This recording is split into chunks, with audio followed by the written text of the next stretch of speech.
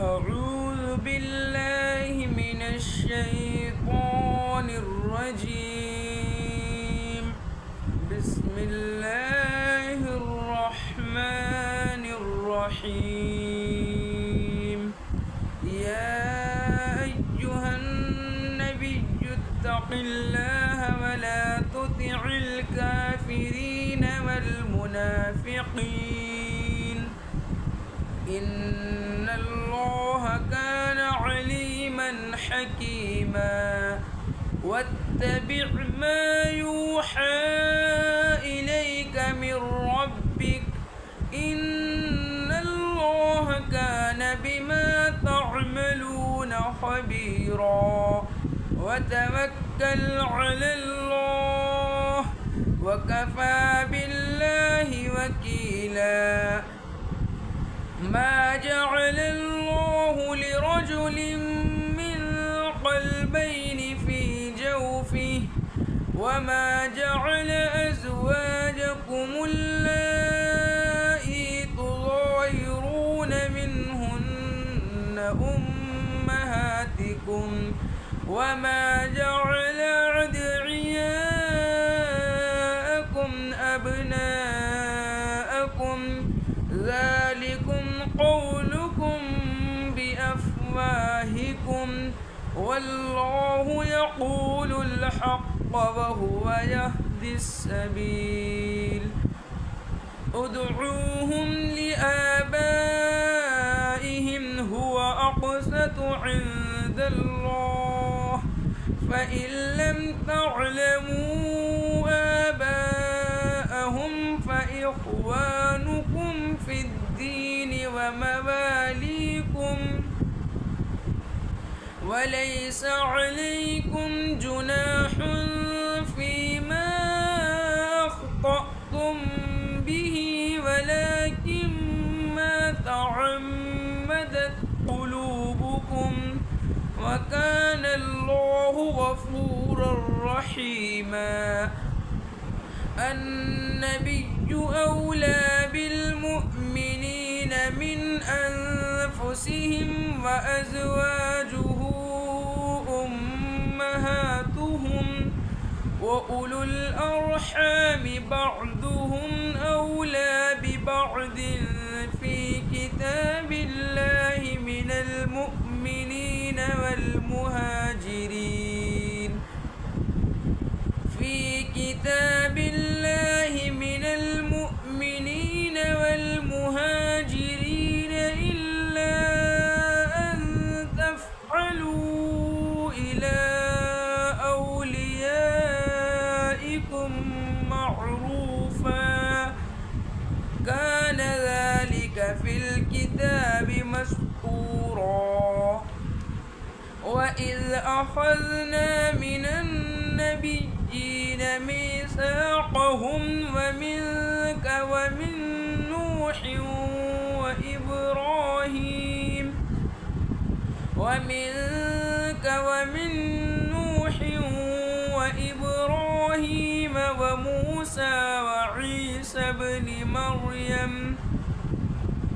وموسى وعيسى بن مريم وأخذنا منهم ميثاقا غليظا ليسأل الصادقين عن صدقهم وأعد للكافرين عذابا أليما.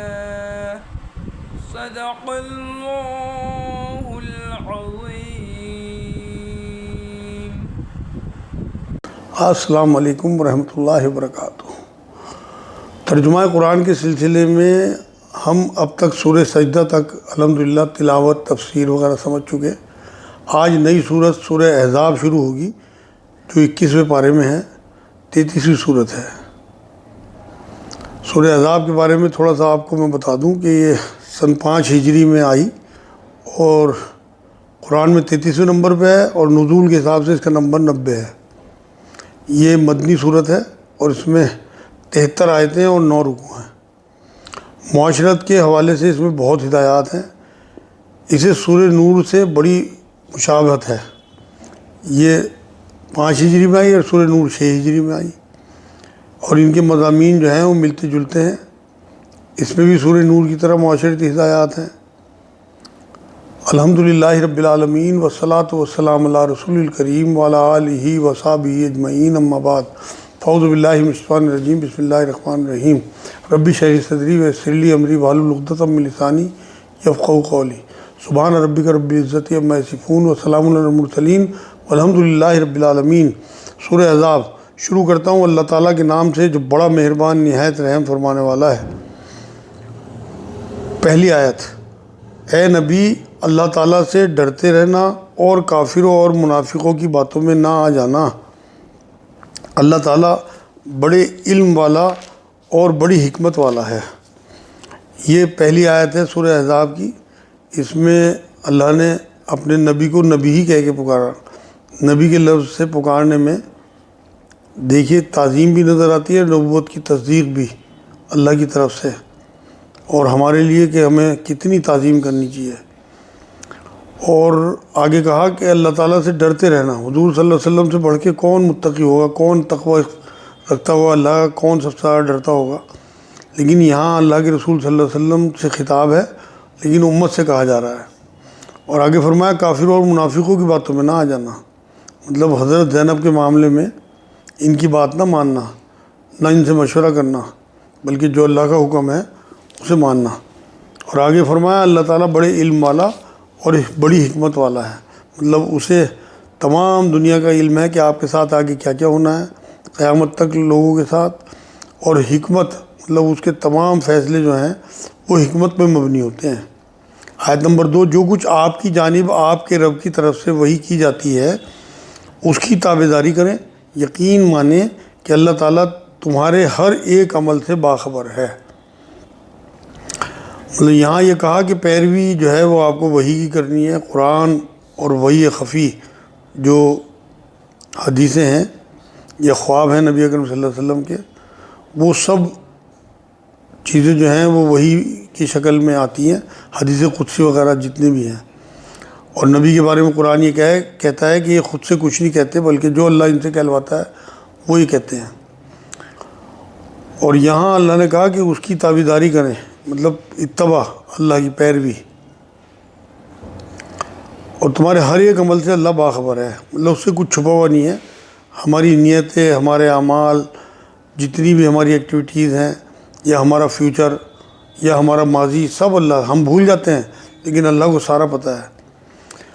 آیت نمبر 3، آپ اللہ ہی پر توکل رکھیں، وہ کارسازی کے لیے کافی ہے۔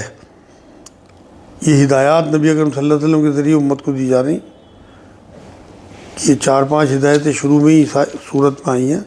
سب سے پہلے تو کہا کہ اللہ کا تقوی اختیار کریں، اللہ سے ڈریں، پھر منافقوں کی باتوں میں نہ آئیں، مطلب جو لوگ دین سے دور کرنا چاہیں ان سے دور ہی رہیں، پھر اللہ کی تابعداری یعنی اتباع اور پیروی کریں اللہ کی، اور اس کے بعد کہا کہ اللہ پہ توکل رکھیں۔ یہ 4 چیزیں جو ہیں یہ مومن کی شان ہیں، چاروں باتیں۔ اور یہ کہا کہ اللہ کارسازی کے لیے کافی ہے، مطلب یہ سہارا نبی اکرم صلی اللہ علیہ وسلم سے کہا گیا، توکل اللہ پہ۔ صحابہ کرام کا بھی طرز عمل اللہ اور اس کے رسول صلی اللہ علیہ وسلم پہ توکل اور انہی پہ بھروسہ، انہی کی پیروی۔ ہمیں بھی یہی کرنا ہے، کہنا ہے نبی اکرم صلی اللہ علیہ وسلم کے ذریعے، کیونکہ ہمیں کہا جا رہا ہے سارا کچھ۔ آگے فرمایا کسی آدمی کے سینے میں اللہ تعالیٰ نے 2 دل نہیں رکھے، اور اپنی جن بیویوں کو تم ماں کہہ بیٹھتے ہو انہیں اللہ نے تمہاری سچ مچ کی مائیں نہیں بنایا، اور نہ تمہارے لے پالک لڑکوں کو واقعی تمہارے بیٹے بنایا ہے۔ یہ تو تمہارے اپنے منہ کی باتیں ہیں، اللہ تعالیٰ حق بات فرماتا ہے اور وہ سیدھی راہ سجاتا ہے۔ یہ بھی بڑی اہم آیت ہے قرآن کی، حالانکہ یہ صورت ہی پوری بہت اہم ہے، قرآن پورا ہی بہت اہم ہے۔ تو یہاں اللہ رب العزت نے یہ بات کہی ہے کہ منافق جو ہے وہ وہاں اس ٹائم یہ کہتا تھا کہ 2 دل ہیں، ایک مسلمانوں کے بیچ میں اور ایک جو ہے وہ غیروں کے بیچ میں جا کے کھلتا ہے میرا۔ تو انسانی جو اللہ رب العزت نے اس کی رد کی ہے کہ حق جو ہے وہ کفر کے ساتھ نہیں ہو سکتا، ایک ہی دل ہوگا، ایسے ہی جیسے کسی کی 2 مائیں نہیں ہو سکتی، اور نہ منہ بولا بیٹا بیٹا ہو جاتا ہے۔ تو اسے اللہ رب العزت نے یہاں بیان کیا اور یہ کہا کہ اپنی جن ماؤں کو تم ماں، جن بیویوں کو ماں کہہ بیٹھے ہو، مطلب مغلظ ترین طلاق جس کی کوئی تلافی نہیں تھی، اور جاہلیت کے زمانے میں بیوی کو ماں کہہ کے اپنے اوپر حرام کر لیتے تھے لوگ، اس کی رد اللہ رب العزت نے کی۔ اسے جہار کہتے ہیں۔ اس کی پوری تفصیل جو ہے وہ آگے سورہ مجادلہ کی پہلی آیت میں آئے گی۔ تو یہ اللہ رب العزت نے یہاں یہی کہا، بلکہ سورہ بقرہ میں کہا کہ پورے کے پورے دین میں داخل ہو، تو جو ہے اب شریعت رسول اکرم صلی اللہ علیہ وسلم کی چلے گی، جو دین وہ لے کے آئے۔ تو اسی طرح سے یہاں یہ بات بتائی گئی ہے کہ جیسے کسی دل میں، جیسے کسی انسان کے اندر دو دل نہیں ہو سکتے، ممکن ہی نہیں ہے، ایسے بھی یہ ممکن نہیں ہے کہ دو عقیدے ہوں یا دو ایمان ہوں، اور ایمان اور کفر جو ہے وہ ایک ہی دل میں چھپائے جا سکیں۔ یہ ساری چیزیں تفسیر لکھنے والوں نے اس سے نکالی ہیں، اور تمہاری سچ مچ کی مائیں نہیں ہوتی وہ۔ اگر تم کسی کو ماں کہہ دو تو یہ نہیں ہے کہ وہ تمہاری سچ مچ کی مائیں ہو جائیں۔ اور اسی طرح سے تمہارے جو منہ بولے بیٹے ہیں، لے پالک بیٹے، یہ بھی عربوں کی رسم تھی کہ سگا بیٹا سمجھنے کی۔ اس کے خاتمہ بھی نبی اکرم صلی اللہ علیہ وسلم کے ذریعے ہوا، اور یہ فرمایا یہ تو تمہارے اپنے منہ کی باتیں ہیں، مطلب بیٹے کا ایک ہی باپ ہو سکتا ہے، آپ کسی کے بیٹے کو گود لے کے اپنا نام نہیں دے سکتے۔ اور یہ نبی اکرم صلی اللہ علیہ وسلم نے منع فرمایا کہ جو نسب بدلے وہ ہم میں سے نہیں، مطلب حقیقت جو ہے وہ کچھ اور ہی ہے، یہ صرف باتیں ہیں۔ تو اللہ تعالیٰ حق بات فرماتا ہے اور وہ سیدھی راہ سجاتا ہے، مطلب جو سیدھی بات کہنے کا حکم قرآن نے دیا ہے، قول سدیدہ، وہ کہنا چاہیے۔ مومن کی شان یہی ہے، اور یہ منہ کی باتیں ہیں کہ آپ کسی کو بھی بہن بنا لیں، کسی کو بھی بیٹا بنا لیں۔ میں نے ابھی ایک بچی کو سمجھایا، اور کہہ رہی تھی جی میں نے اسے بھائی بنا رکھا۔ میں نے سب نامحرم ہیں، تمہارے جو بھائی ہیں وہ اللہ کی طرف سے جو رشتے بنا کے اللہ نے بھیجے، باپ، چچا اور آپ کے ماموں اور آپ کے بھائی، یہ آپ کے لیے محرم ہے، باقی سب اپنا نامحرم ہے۔ اس لیے کوئی بھائی بنانا، بہن بنانا اسلام میں نہیں ہے۔ اسلام میں صرف ایک رشتہ اللہ نے انسانوں پہ چھوڑا، وہ شوہر بیوی کا۔ اس لیے بالکل یہ کام نہ کریں، اس میں سب میں شیطان جو ہے وہ جھونکے دیتا رہتا ہے۔ نبی نے فرمایا جہاں ایک مرد عورت اکیلے ہوں گے وہاں تیسرا شیطان ہوگا۔ آپ اگر بھائی کی شکل میں بھی کسی مرد کے ساتھ ہیں تو وہ آپ کا نامحرم اگر ہے تو شیطان بیچ میں کچھ نہ کچھ حرکت ضرور کرے گا۔ آگے فرمایا 5ویں آیت میں، لے پالکوں کو ان کے حقیقی باپوں کی طرف نسبت کر کے بلاؤ، اللہ کے نزدیک پورا انصاف یہی ہے۔ یہ ان کے سگے باپوں سے نسبت کرنی ہے۔ دین میں نسب کی بہت اہمیت ہے، اسی سے شریعت کے وراثت کے بہت سے احکام طے ہوتے ہیں۔ اس آیت کے بعد نبی اکرم صلی اللہ علیہ وسلم حرم گئے اور اعلان کیا کہ معاذ آج سے زید کو اس کے حقیقی باپ زید بن حارثہ کے نام سے پکارا جائے، کیونکہ نبی اکرم صلی اللہ علیہ وسلم نے ایک بچے کو بچپن میں، یہ حضرت خدیجہ رضی اللہ تعالیٰ عنہ کے پاس غلام تھے انا کے پاس، تو انہوں نے آزاد کر کے، وہ نبی اکرم صلی اللہ علیہ وسلم جب گفٹ کیا تو حضور نے انہیں آزاد کر کے اور اپنا بیٹا بنا لیا تھا۔ تو حضرت زید بن محمد کہلانے لگے تھے۔ تمام صحابہ بھی یہی بات کہنے، لیکن جب یہ آیت آئی تو نبی اکرم صلی اللہ علیہ وسلم نے باقاعدہ اعلان کیا کہ آج سے ان کے باپ کے نام سے ہی انہیں پکارا جائے گا۔ تو یہاں اللہ نے وہی کہا کہ حقیقی باپوں کی نسبت کر کہ بلاؤ، اللہ تعالیٰ کے نزدیک پورا انصاف یہی ہے، مطلب یہ حق بات ہے۔ پھر اگر تمہیں ان کے حقیقی باپوں کا علم ہی نہ ہو تو وہ تمہارے دینی بھائی اور دوست ہیں، نہ کہ بیٹے، مطلب ان کے ساتھ اچھا سلوک کرو، مگر بچے کی اس کے باپ کی طرف ہی منسوب کرنا ہے۔ صاف بتاؤ لوگوں کو کہ یہ میرا بیٹا نہیں ہے، میں اسے بیٹا کہتا ہوں، بھائی کہتا ہوں، دوست کہتا ہوں، مگر یہ میرا بیٹا نہیں ہے۔ تم سے بھول چوک میں جو کچھ ہو جائے اس میں تم پر کوئی گناہ نہیں، مطلب ایسے ہی یتیم خانوں سے لے کے اگر پال لیتے ہیں تو یہ بتائیں کہ یہ میرا بیٹا نہیں ہے، بچہ نہیں ہے، بلکہ میں یتیم خانے سے لایا۔ اور پچھلا جو کر چکے بھول چوک معاف کی بات اللہ نے کی، تو اسلام میں جو ہے جو پچھلی شریعت میں چیزیں تھیں اور کوئی نئی چیز اگر آئی ہے تو پچھلے تمام چیزوں کی معافی ہو جاتی ہے۔ تو گارجین یا سرپرست کا نام دینا چاہیے۔ حدیث میں ہے غیر باپ کی طرف منسوب کرنا کفری عمل ہے۔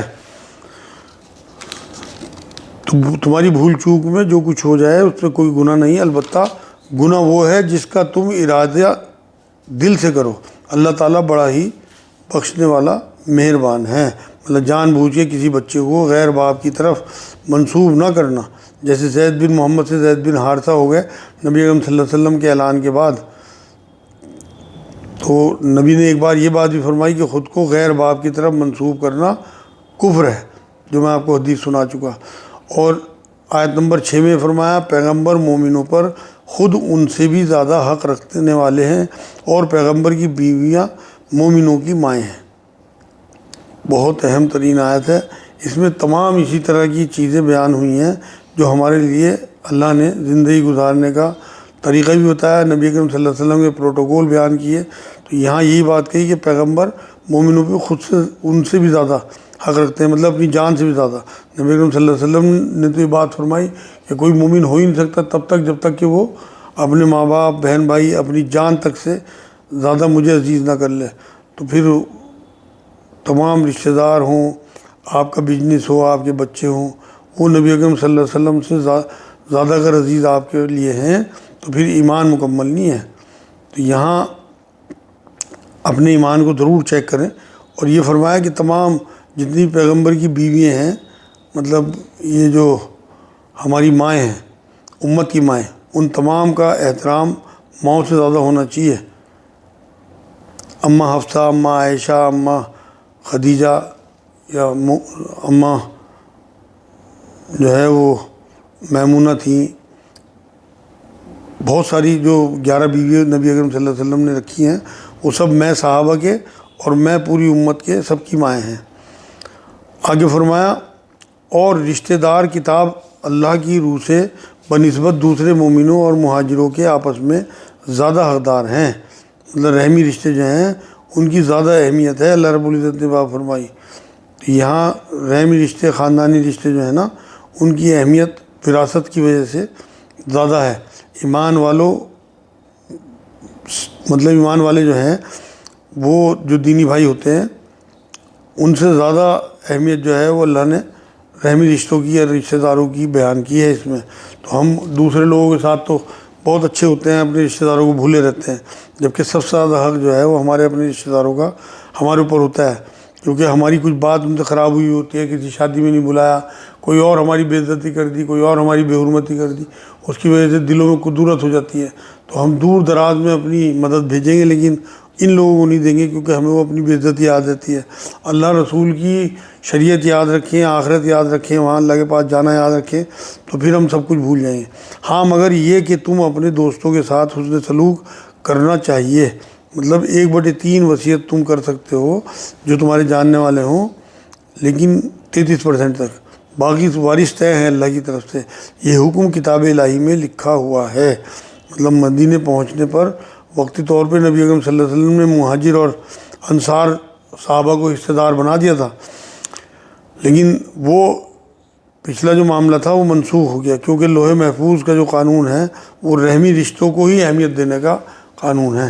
آیت نمبر 7 جبکہ ہم نے تمام نبیوں سے عہد لیا اور بالخصوص آپ سے اور نوح سے اور ابراہیم سے اور موسیٰ سے اور مریم کے بیٹے عیسیٰ سے، اور ہم نے ان سے پکا اور پختہ عہد لیا۔ مطلب 5 انبیاء کے نام جو ہیں وہ اہمیت کے ساتھ بیان یہاں پہ ہوئے ہیں۔ ان میں بھی سب سے پہلے آپ صلی اللہ علیہ وسلم کو کہا، عظمت اور شرف کی بات ہے۔ ویسے خود نبی اکرم صلی اللہ علیہ وسلم نے اپنے آپ کو اور نبیوں پہ فوقیت دینے سے منع فرمایا۔